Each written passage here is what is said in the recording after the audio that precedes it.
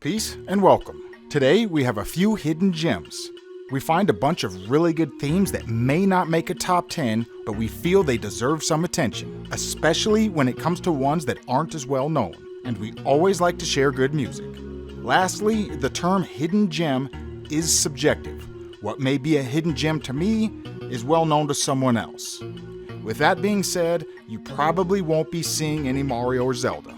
And with no further delay, let's get this underway.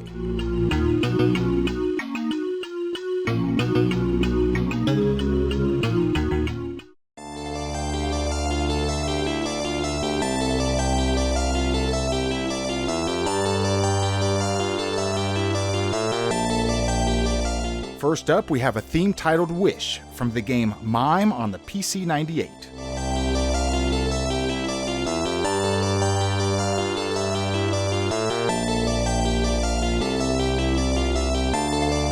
A theme that starts out right on the edge. It makes me wonder which way will it progress.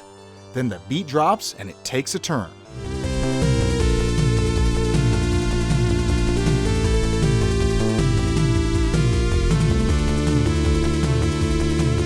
Then it picks up the pace and really starts to jam along.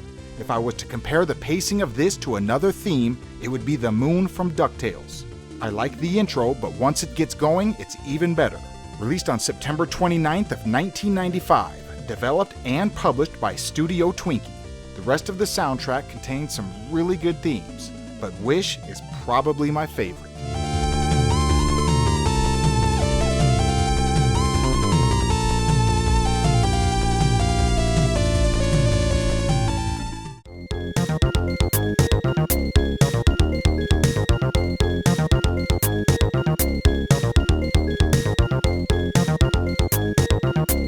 Up next, we have the Mushroom theme from Rejoice on the Super Famicom.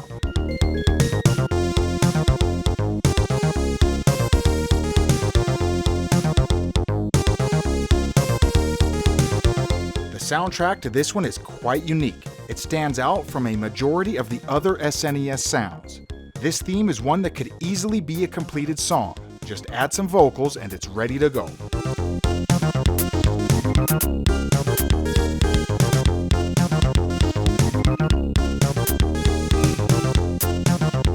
Another interesting fact, if you watch the end credits of the game, you will see the music staff. Then on top of that, you see the music programmer, the engineer, the mixer, and even who mastered it. Also, in a move I have never seen before, they included the BPM of each theme in the game. I dare anyone to find another game where they mention the beats per minute. I really like the fact that devs of the game allowed the musicians to not only put their names in it, but some background information as well. I have seen too many games where they don't even list a composer, let alone credits to each track. The credits go on for 7 minutes, and 5 of those minutes are dedicated to the music credits.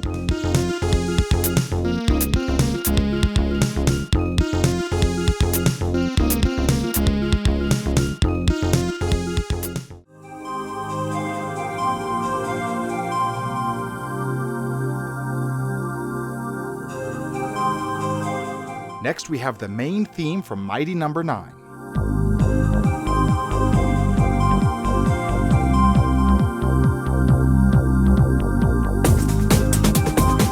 So this theme raises a question. Can a track by a popular composer be a hidden gem? And my answer to that is yes.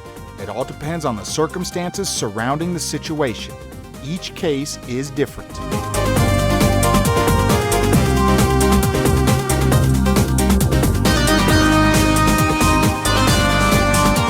I think this game got so much hate that many people never really gave it a chance. I'll admit, I have bashed on it too, but I do own the game, and not everything is bad. Take a quick listen to the soundtrack and you'll know exactly what I mean. Composed by Manami Matsumae, she held up her end of the bargain. I have never heard anyone say the music is bad. One cool part about the soundtrack, they included a retro-style version, which is a chiptune. You can hear this exact theme in a retro version, and I think it holds up very well in chiptune form.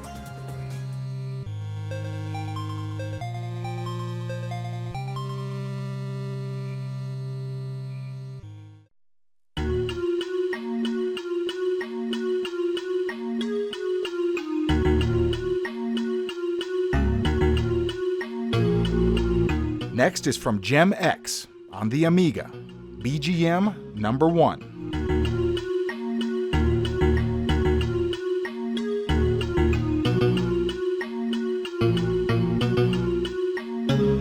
If you notice a pattern here, a lot of these themes are smooth and have a pretty chill vibe. This theme has no percussions, and that helps enforce the overall smoothness of the track.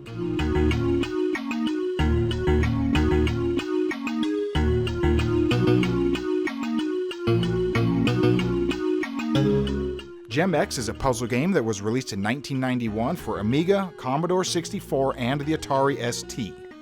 Although in my opinion, the Amiga stands alone when it comes to the music. I enjoy the Commodore 64 sound chip, but in this case here, the Amiga is the far better version. This theme takes advantage of the stereo effects. If you go listen to this one, I recommend some good headphones.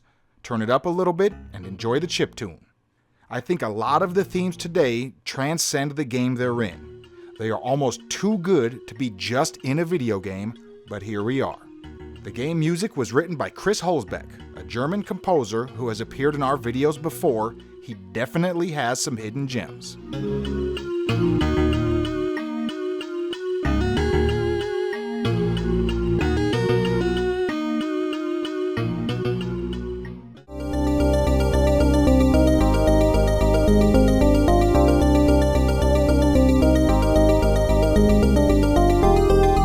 Next we have a theme from Revival Xanadu 2 Remix, the Level 7 theme.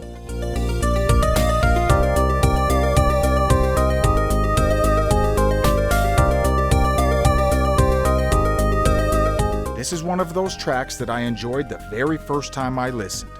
It didn't need to grow on me. Its smooth and overall chill vibe is one of my favorite styles to listen to.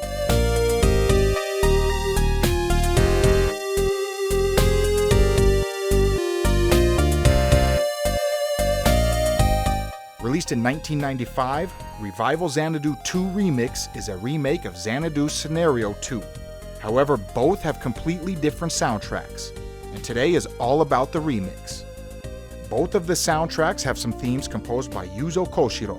This is the first video game he composed for, with several of the themes coming from a demo tape that he sent when he was 18 years old.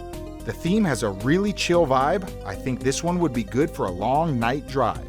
The instruments used blend together really well to create a smooth and overall easy listen. I like to avoid abrasive and annoying sounds in general, and to me, this does a good job of exactly that.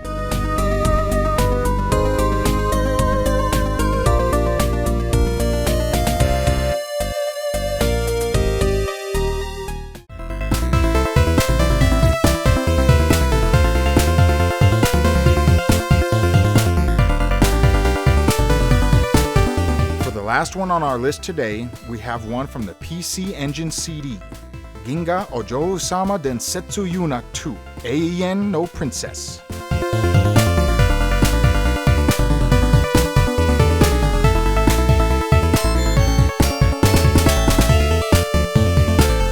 This one reminds me of the Rejoice theme we played earlier.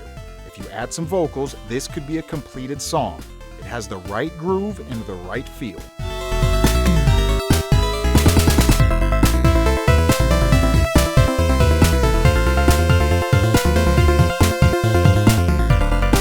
Published by Hudson Soft and released in 1995 in Japan only. However, these days, you can find an English patch if you are interested in playing. For being a 1995 game, I do gotta say the graphics are quite impressive. You can make out each individual pixel, but if you look at other games that came out in 1995, this would have some of the better graphics on the list. The CD format also allows for enough storage that the music does not suffer from a lot of compression. There's a lot of themes throughout the years that have been ruined by compression, but not this one.